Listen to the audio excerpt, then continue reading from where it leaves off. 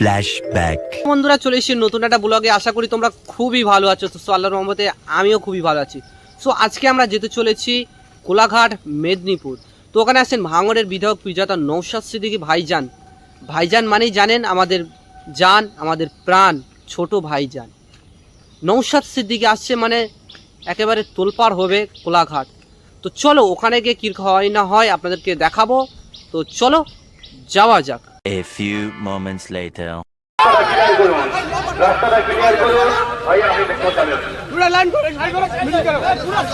ভাইজান স্বাগত, ভাইজান স্বাগত, ভাইজান ওয়েলকাম, ভাইজান ওয়েলকাম, সিরাই সিরাই রক্ত, ভাইজানের রক্ত, সিরাই সিরাই রক্ত, ভাইজানের রক্ত।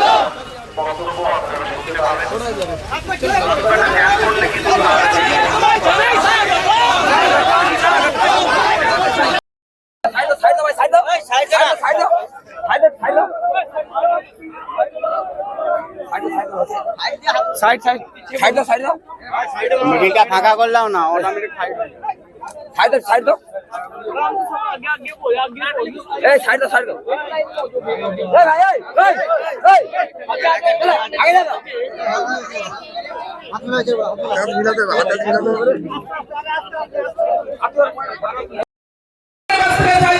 ঠিক একইভাবে কেবল একটা যেটা হয়েছে এর জবাবটা আমরা বিজেপি সরকারের কাছ থেকে চাইছি। শুভেন্দু অধিকারী নেতাকে জবাব দিতে হবে। আমরা ভুলে যাচ্ছি, প্রশ্ন করতে হবে। গুটি কয়েক প্রশ্ন আছে, সেটা করতে হবে এই টেরর অ্যাটাকটা নিয়ে। প্রথম প্রশ্ন হচ্ছে, যে 4-5 জন এসেছিল তারা কোথায়? তারা কোথায়?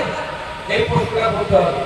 যদি পাকিস্তানে পালায়, সিজ ফায়ার যুদ্ধ থামানোর আগে কেন পাকিস্তান সরকারকে বললো না আমি 2 সপ্তাহের জন্য যুদ্ধ থামাচ্ছি, ওই 4-5 জন কুলাঙ্গারকে ফেরত দিতে হবে, যদি না ওই কুলাঙ্গার গুলোকে তোমরা ফেরত দাও আবার অ্যাটাক চালু করবো। এটা বলেছে 56 ইঞ্চি না 16 ইঞ্চি ঘোরা মুশকিল ভাই, ফেলে দিয়ে ভাবতে হবে 100 ইঞ্চি কতটা। ওই তার দাদুনাকে বলে দিল যুদ্ধ বন্ধ করতে হবে, ভয় যুদ্ধ বন্ধ করে দিল। কিন্তু তার আগে বলা দরকার ছিল, পাকিস্তান সরকারকে বার্তা দেওয়া দরকার ছিল যে তুমি কমিটমেন্ট করো। মঞ্চ থেকে আওয়াজ উঠছে তো নাকি ভাই? আমার যে হিন্দু ভাইদেরকে যে গাদ্দারদের দ্বারাই খুন হতে হলো এবং যারা খুন করলো তাদেরকে খুঁজে বার করে তাদেরকে ফাঁসিতে চড়ানো হোক, তাই তো নাকি ভাই? সহমত তো নাকি ইমাম সাহেবেরা? এটা হচ্ছে হিউম্যানিটি, এটা হচ্ছে আমাদের ঐক্য, এটা হচ্ছে আমাদের সৌহার্দ্যের পরিবেশ, এটা হচ্ছে আমাদের ভালোবাসা। আর রাজনৈতিক কারবারিরা এটাকে ধ্বংস করতে চাইছে তাদের রাজনৈতিক ফায়দা নেওয়ার জন্য। আমি আপনাদের অনুরোধ করব, এদের চক্করে আপনারা পা দেবেন না। যারা খুন হয়েছে আমার তারা ভাই, আর যারা খুন করেছে তারা মানবতা বিরোধী। কাশ্মীরের মানুষের বিরুদ্ধে শুধু নয়, দেশের মানুষের বিরুদ্ধে তারা মানবতার শত্রু। সেই মানবতার শত্রু পৃথিবীতে বেঁচে থাকার তাদের কোনো অধিকার নাই। তাদেরকে আইনের মাধ্যমে ফাঁসিতে ঝুলাতে হবে। কেন? প্রশ্ন হচ্ছে কবে ঝুলাবে আর কে ঝুলাবে। 2019 সালে পুলওয়ামাতে অ্যাটাক হয়েছিল, আমাদের সেনারা শহীদ হয়েছিল, 40 জন সেনা শহীদ হয়েছিল। ওয়েস্ট বেঙ্গলের 2-3 জন সেনা শহীদ হয়েছিল। তখনও মোদিজি অনেক বড় বড় কথা বললেন, কিন্তু দিনের শেষে আমরা কি দেখলাম? আবার ভুলে গেলেন। 5 বছর হয়ে গেল, 6 বছর চলছে, এখন আমরা জানতে পারলাম না ওই অ্যাটাকটা কারা করেছিল। 300 কিলো বিস্ফোরক নিয়ে এসে আমাদের সেনার গাড়িতে কারা আক্রমণ চালালো, এখনো জানতে পারলাম না। কিন্তু 2019 সালে নির্বাচনটা মোদিজি সুন্দর করে পার করে নেবেন। তাই আমাদের সেনা শহীদ হয়ে গেল, সেটাকে সামনে রেখে তিনি নির্বাচনের বৈতরণী পার করে নিলেন। কিন্তু যাদের সেনাগুলোকে যারা শহীদ করলো তাদের খুঁজে বার করতে পারলেন না। অপারক তিনি, আমি মনে করি। এভাবে 2011 সালের আগে আমাদেরকে বলা ছিল মুসলমানকে রক্ষা করব, মুসলমান তুমি ভোট দাও। আর ভোট দিয়ে বিগত দিনে অনেক ঘটনা ঘটে গিয়েছে। গতকালকে কলকাতার বেহালাতে একটি মুসলিম মহিলা বোরকা পরে গিয়েছিল, ওখানে দাঁড়িয়ে এক ভদ্রলোক বলতে বাধ্য হচ্ছি, রাজনীতি করছি না, নাহলে তো অন্য কিছু বলতাম। সে অর্ধলঙ্গ, সে বলছে এটা হিন্দুস্তান, এখানে বোরকা পরা যাবে না, এখানে তুমি বোরকা খুলে আসো। যে বলেছিল মুসলমানদের বাঁচাবো, তারই আমলে মুসলমান মহিলা বোরকা পরে গেলে বলছে বোরকা খুলে আসো।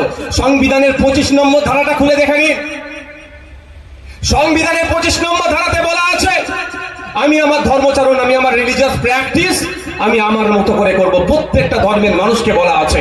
তো রিলিজিয়াস প্র্যাকটিসের মধ্যে অবশ্যই বোরখাটা ইনক্লুড আছে, সে ধর্মে সংবিধানের গণ্ডির মধ্যে আছে, কিন্তু তাকে বলা হচ্ছে যে তুমি বোরখা খুলে আসো। এটা হিন্দুস্তান, 24 ঘন্টা পার হতে চলে যাচ্ছে, এখনো তাকে তো গ্রেফতার করেনি। প্রশ্ন উঠবে না? পুরো বুকা বানাচ্ছে। একটা কেন্দ্রে আছে, একটা রাজ্যে আছে। কেন্দ্রের বললে খুব মজা লাগে শুনতে, আর রাজ্যের বললে অনেকের বুক ফাটে। কেন বলো তো ভাই? এটা খারাপ জিনিস। অন্যায় অন্যায়, আমি অন্যায় করলে আমারও বিরুদ্ধে আপনাকে বলবেন। যাক, সে প্রসঙ্গে যাচ্ছি না, ফিরে আসি। তো যখনই আমরা কথা বারবার বলছি যে আপনি বলেছিলেন হিন্দুকে রক্ষা করব, আর আপনার আমলে আমার হিন্দু ভাই কেন খুন হয়েছে, আপনাকে জবাব দিতে হবে।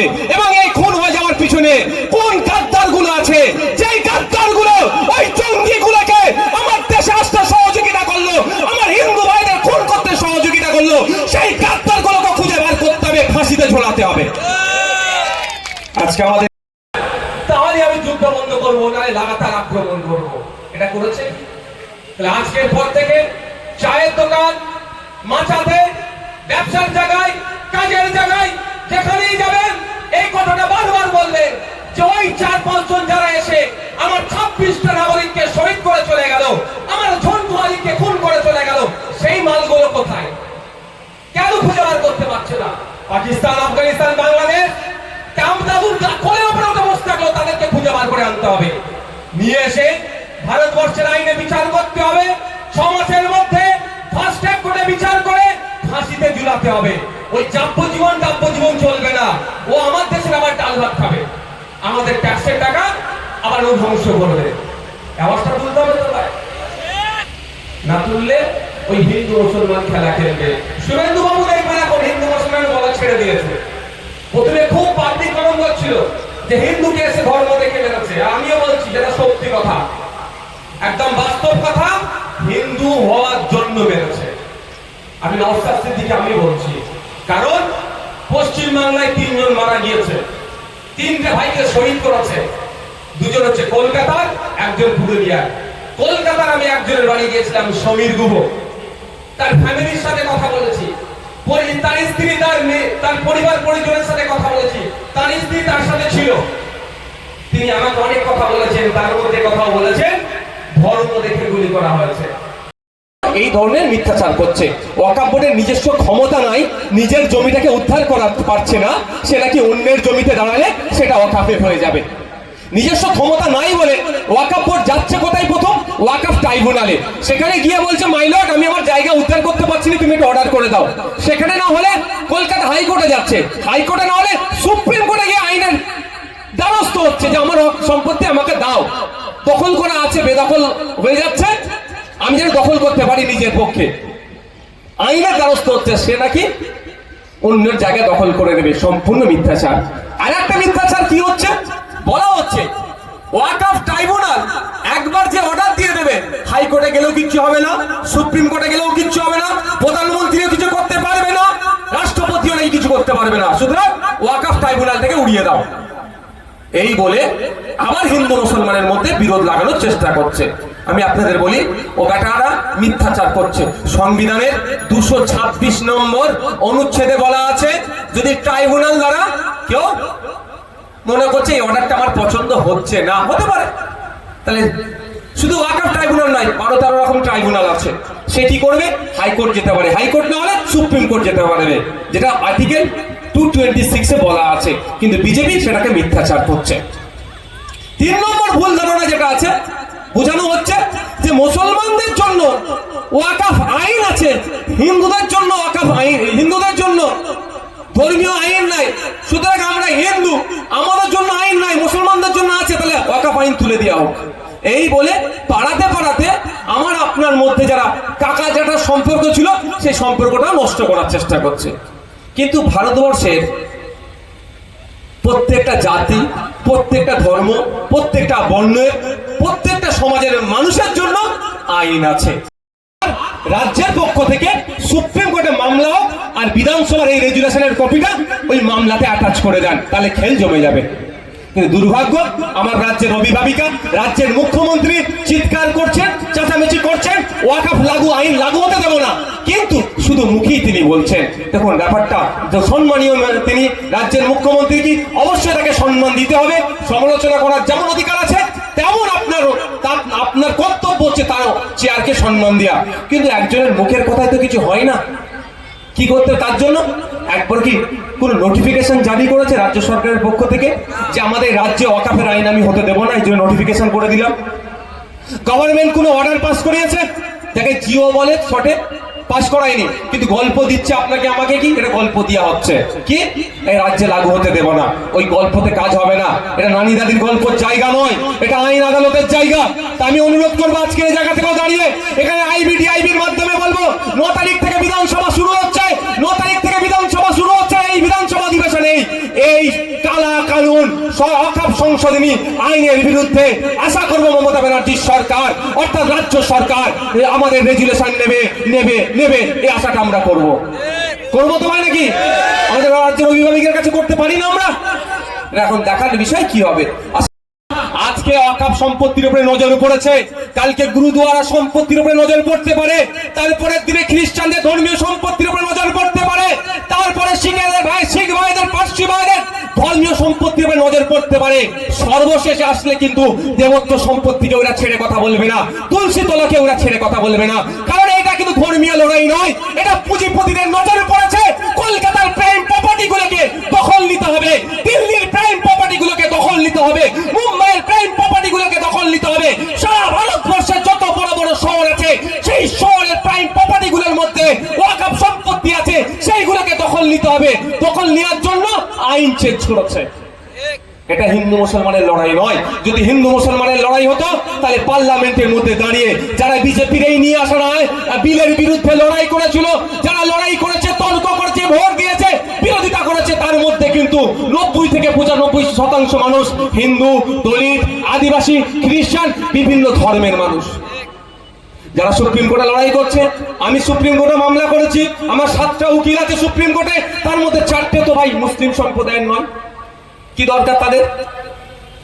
যদি হিন্দু মুসলমানেরই ব্যাপার হয় এটা কেন লড়াই করবে আমার হয়ে? বলেন ভাই, এটা হচ্ছে হিন্দু মুসলমানের লড়াই না। লড়াইটা কি? পুঁজিপতিদের বিরুদ্ধে লড়াই, সংবিধানকে যারা আঘাত দিচ্ছে তাদের বিরুদ্ধে সংবিধান প্রেমীদের লড়াই। এই লড়াই শুধু মুসলমান লড়বে না, এই লড়াই শুধু হিন্দু লড়বে না, এই লড়াই নাগরিক লড়বে এই আইনকে প্রত্যাহারের জন্য। অতদিন পর্যন্ত আমাদেরকে লড়ে যেতে হবে যতদিন না পর্যন্ত এই আইনকে প্রত্যাহার করছে কেন্দ্র সরকার। যে বিদ্যুৎটা যাচ্ছে মালদা মুর্শিদাবাদে বাংলাদেশে, ওটা বন্ধ করে দেবো, বাংলাদেশটা অন্ধকারে রাখবো, ওটা বললেই শুভেন্দু বাবুকে কি ওপর থেকে ধমকাতে, এই চুপ কর, বেশি বোকা হয়ে যাচ্ছে। ব্যবসাটা এটা ব্যবসার মতো করে নিচ্ছে, পানি বলছে বন্ধ করে দেবো, ভালো কথা, কিন্তু 2019 সালেও তো বলেছিল পানি বন্ধ করে দেবো। হঠাৎ কোন কে পানিটা চালিয়ে দিল আমার ভাই? জানতে ইচ্ছে করবে না? জানতে ইচ্ছে করবে না? আমি জানছি বলি তুমি দেশদ্রোহী, এই জানছি বলি তুমি ভারত বিরোধী। তোর রাগ সার্টিফিকেট বাবা সাহেব আম্বেদকর তার টিমকে নিয়ে 2 বছর 11 মাস 18 দিন অক্লান্ত পরিশ্রম করে যে সংবিধান আমাদের উপহার দিয়ে গেছে, সেই সংবিধানে আমার বলার স্বাধীনতা আছে, এবং অবশ্যই সেই স্বাধীনতার মধ্যে যেন সীমাবদ্ধ থাকে। কেউ সমালোচনার ঊর্ধ্বে নয়। দেশের রাষ্ট্রপতিও কিন্তু সমালোচনা করতে পারবেন, আলোচনা করতে পারবেন, দেশের প্রধানমন্ত্রী সমালোচনা করতে পারবেন, তবে অনুরোধ একটাই, ভাষার স্বাধীনতা রাখবেন। দুর্ভাগ্য আমাদের সমালোচনা করতে। গতকালকে একটা ডিবেট দেখছিলাম, বিজেপির এক নেতা, হিন্দি ন্যাশনাল লেভেলের একটা ডিবেট দেখছিলাম, বিজেপির এক নেতা উত্তর দিতে পারছে না, যে বেটা প্রশ্ন করছে তার মাকে খারাপ ভাষায় গালি দিতে শুরু করে দিয়েছে। এটা কি স্বাধীনতা হলো? যুক্তি তর্কে পাচ্ছে না, গালি দিচ্ছে। তাই আমি আপনাদের অনুরোধ করব, আলোচনা করতে হবে, জিজ্ঞাসা করতে হবে যে 2019 সালে পানি তো বন্ধ করে দিয়েছিলাম আমরা, আমাদের 40 জন সেনাকে শহীদ করেছিল বলে ওদের দিক থেকে জঙ্গি এসে, হঠাৎ তাহলে পানিটা কে চালালো আর কবে চালালো? তাহলে সে কি হবে? যে পাকিস্তানকে পানি দিচ্ছে তাকে আমরা কি বলবো? কি বলবো? তাহলে ওদের যারা ওই দিয়ে বাজারে গাওয়াচ্ছে না যে হিন্দুকে মেরে দিল, অবশ্যই হিন্দু ভাইকে মেরেছে, তাকে উল্টো প্রশ্ন করুন, আমার হিন্দু ভাইকে মেরেছে, তাহলে তাদেরকে আমরা আলো দিচ্ছি কেন, বিদ্যুৎ দিচ্ছি কেন, বিদ্যুৎটা বন্ধ করে দিই। তখন দেখবেন উত্তর আসবে না, বলে ওটা মোদিজি যখন করছে খুব একটা ভালোর জন্যই করছে, ঘোড়ার ডিম করছে। 2014 সালে মোদিজি ডায়লগ দিয়েছিলেন 1 টাকায় $1 পাবো, তখন 54 টাকা দিলে $1 পেতাম। আজকের দিনে 85 টাকা দিলে $1 পাচ্ছি। আমাদের টাকার মান বাড়লো না কমলো? গল্প শুনিয়েছিল 1 টাকা যখন দেবো $1, আমি ভেবেছিলাম, বিশ্বাস করুন মনে মনে আমার খুশি হচ্ছিল, বেশ কিছু আমি ডলার কিনে রেখে দেবো। বুঝতে পারছেন না? বৈধ পন্থাতে ডলার কিনে, 1 টাকা $1 মানে বিশাল ব্যাপার তো, কিছু ডলার কিনে রেখে দেবো। এখন 85 টাকা দিলে $1 পাচ্ছি, সম্পূর্ণরূপে ব্যর্থ হয়েছে। আর ব্যর্থতা ঢাকার জন্য হিন্দু মুসলমান লড়াই লাগো, জাত ধর্ম বর্ণ নিয়ে লড়াই লাগিয়ে দেওয়ার চেষ্টা করছে। বন্ধুগণ, সো ফুল ব্লগটা কারা দেখেছো, যারা দেখেছো সবাইকে বলবো কমেন্ট, লাইক এবং শেয়ার। তো নওশাদ সিদ্দিকী ভিডিও আপনাদের কেমন লাগে? যদি ভালো লাগে তাহলে লাইক কমেন্ট শেয়ার করতে ভুলবেন না। আর এই ধরনের ব্লগ ভিডিও যারা দেখতে চান তাদেরকে বলো সুন্দর সুন্দর কমেন্ট করো ভাই, কমেন্ট করো, তাহলে এর থেকে আরও সুন্দর করে ব্লগ ভিডিও বানানোর চেষ্টা করব। তো আজকের এই ছোট ব্লগটা কেমন হয়েছে কমেন্ট করে জানাবেন। দেখা হচ্ছে নেক্সট একটা ব্লগে। তো সবাই ভালো থাকবেন, সুস্থ থাকবেন। সবাইকে অসংখ্য ধন্যবাদ ফুল ভিডিও দেখার জন্য।